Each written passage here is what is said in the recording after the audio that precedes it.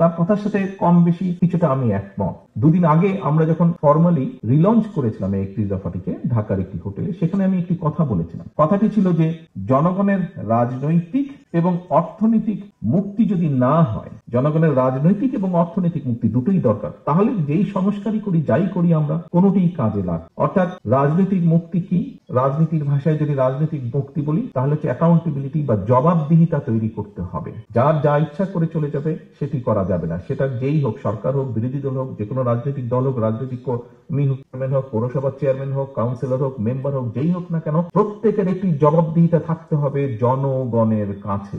জনগণ যখন জানতে চাইবে কেন এই জিনিসটা হলো, কেন এই জিনিসটি হলো না, কেন এটা করলে, কেন এটা করলো না, জবাবদিহিতা দিতে হবে, জবাব দিতে হবে সবাইকে। এবং এটি যদি নিশ্চিত করতে হয়, অবশ্যই দেশে ভোটের অধিকারকে প্রতিষ্ঠিত করতে হবে। পৃথিবীর যে কোনো গণতান্ত্রিক দেশে, যে কোনো গণতান্ত্রিক সভ্য দেশে ভোটের মাধ্যমেই জবাবদিহিতা তৈরি হয়।